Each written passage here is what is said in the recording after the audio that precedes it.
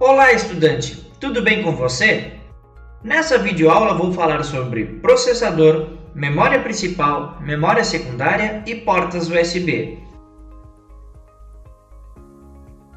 O processador funciona como o cérebro do computador e é responsável por executar instruções que formam os programas, sendo que cada instrução é formada por uma sequência de bits. O processador é um dos principais componentes do computador e é o que possui a maior frequência, a maior velocidade.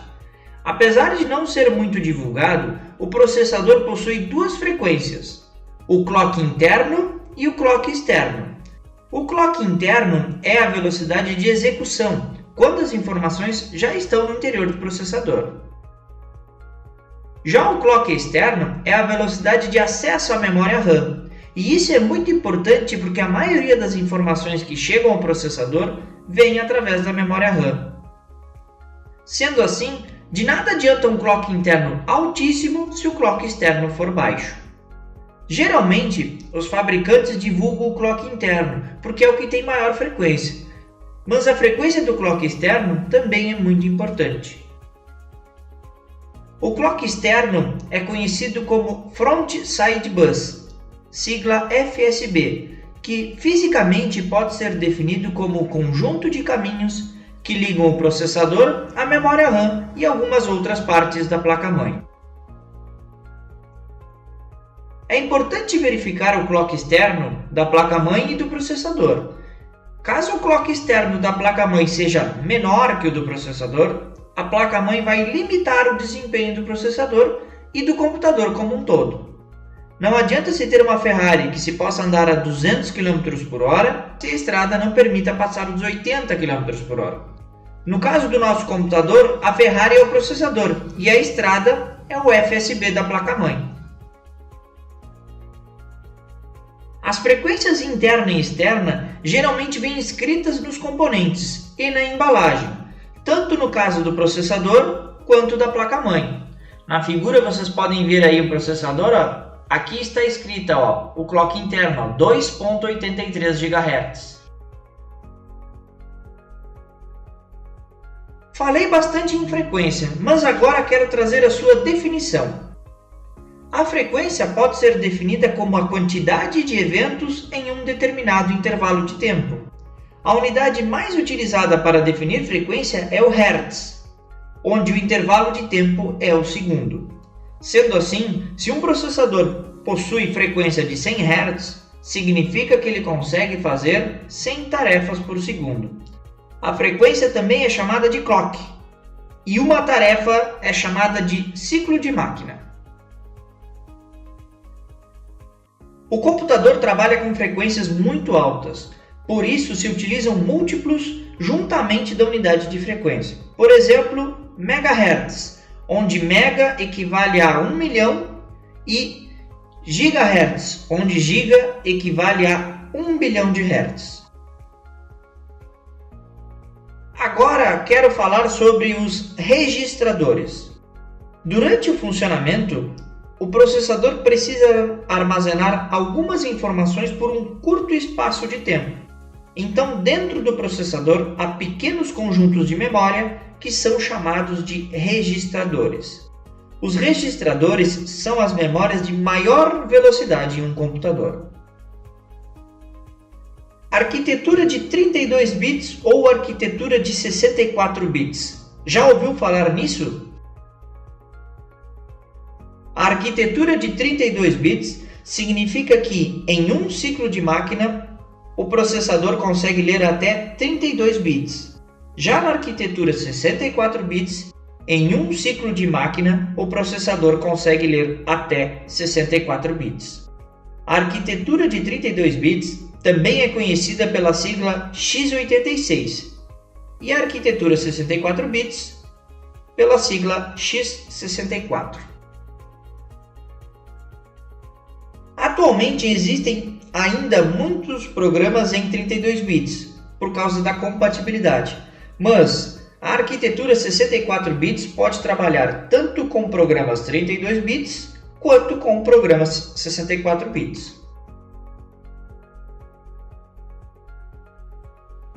O sistema operacional, inclusive, armazena os programas de 32 e 64 bits em pastas diferentes. Se você observar a figura no sistema operacional, irá perceber que tem uma pasta chamada de arquivos de programas, vocês estão vendo aqui a parte de cima, e também tem uma pasta chamada de arquivos de programas x86. Então, na pasta arquivos de programas, ficam armazenados os programas em arquitetura 64 bits. Já na pasta arquivos de programas x86, ficam armazenados os programas com arquitetura de 32 bits. Soquete. O soquete do processador se refere ao modelo e quantidade de conexões que o processador possui. Temos dois tipos de soquete, o PGA e o LGA. O P no PGA significa pinos, onde o processador possui pinos e na placa-mãe se tem os buracos para encaixar os pinos. Já no LGA é o contrário, no processador há apenas pequenos contatos redondos e no soquete na placa-mãe tem-se os pinos que farão um contato com o processador. Tanto no LGA quanto no PGA, o número que vir junto do modelo significa a quantidade de conexões. Por exemplo, soquete LGA 775 significa que são 775 contatos. Quero aqui falar um pouco de memórias e vou dividi-las em dois grupos: memória principal e memória secundária. A memória principal armazena os dados temporariamente, apenas enquanto o computador estiver funcionando.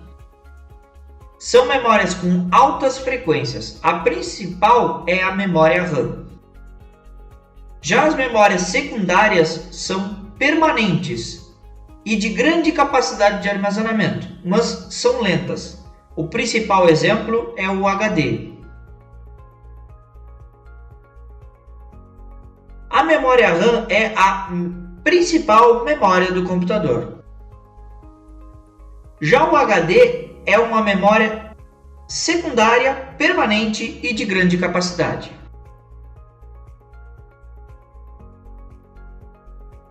As memórias primárias ou principais são a ROM, que é a memória que armazena BIOS, a RAM e a memória cache. A memória ROM é uma memória permanente e que armazena um conjunto de instruções para a inicialização do computador, a BIOS. Mas algumas informações da BIOS são armazenadas em uma memória volátil. Lembrando que uma memória volátil precisa de energia para manter os dados armazenados. Por isso que há uma pilha na placa-mãe, que serve justamente para manter esses dados armazenados. Não se preocupe agora, porque o funcionamento da BIOS será abordado em detalhes em outra videoaula. Vou falar um pouco mais da nossa memória RAM. Sempre que o processador buscar alguma informação, antes de chegar a ele, passará pela memória RAM. Um exemplo: é necessário visualizar uma foto que está no HD.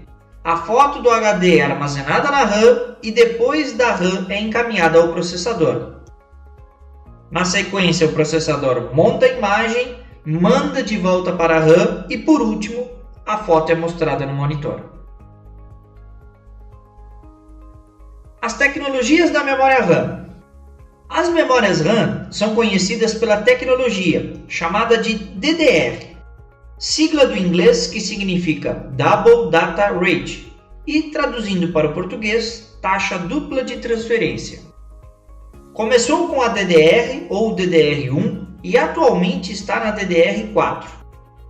Você irá reparar logo na sequência que, quanto mais moderna a memória, menor será a tensão de alimentação e maior será a frequência.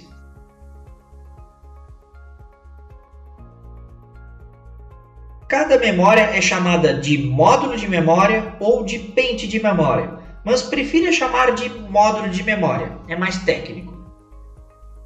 A memória DDR ou DDR1 possui tensão de alimentação de 2,5 volts e o módulo possui 184 pinos. A memória DDR2 possui tensão de alimentação de 1,8 volts, o módulo possui 240 pinos e trabalha com frequências de até 1066 MHz. Frequência bem maior que a DDR1, que chegava a no máximo 400 MHz. Já a memória DDR3 é muito parecida fisicamente com a memória DDR2, porque também possui 240 pinos, mas trabalha com 1,5 volts e a frequência máxima pode chegar a 2133 MHz. Por último, temos a memória DDR4, que é a tecnologia atual. Nela, a tensão de alimentação é de 1,2 a 1,35 volts e o módulo possui 288 pinos, ao invés de 240 pinos da DDR3, e as frequências podem chegar até 3.200 MHz. Você deve ter observado que todas elas possuem um pequeno buraco, um chanfro, e esse buraco, vou mostrar aqui com o mouse, aqui no meio da imagem, estão vendo o buraquinho aqui, o chanfro, Esse chanfro e esse buraco serve para encaixar na saliência que tem no slot lá na placa-mãe. A distância do chanfro sempre vai mudar de acordo com a tecnologia, justamente para impedir que o usuário coloque a memória de uma tecnologia no slot errado. Então, se a memória não for da mesma tecnologia que o slot da placa-mãe, não vai encaixar. Em notebooks, o raciocínio é o mesmo. O que muda é o tamanho físico e a quantidade de pinos do módulo de memória. Os módulos de memória para notebook têm praticamente a metade do tamanho em relação à memória de computador, tamanho físico, tá? Em relação a uma memória de computador de mesa, também chamado de desktop. Agora vou falar um pouquinho sobre memória cache. É cache, tá, pessoal? Não é cachê. A memória cache é uma memória intermediária entre o processador e a memória RAM. A memória cache é dividida em partes, que são conhecidas por levels, que em português significa níveis. Então temos L1, L2, que significa level 1, level 2 e assim por diante. Uma das vantagens de se usar memória cache é que a frequência dela é maior que a frequência da memória RAM. Geralmente uma parte da memória cache está dentro do processador, o L1, e as demais partes, o L2 e o L3, estão fora do processador. A única desvantagem da cache é seu custo, que é muito maior que o de uma memória RAM, e esse é um dos motivos para a capacidade de armazenamento da memória cache ser pequena. Durante o funcionamento, há uma sequência de leitura das informações pelo processador. Então se armazena primeiro na RAM, depois as informações da RAM são armazenadas na cache e depois as informações são processadas. Na sequência, é feito o caminho inverso. Como a cache é pequena, apenas as informações que são mais utilizadas é que são armazenadas na cache. Com a memória cache, encerramos as memórias principais.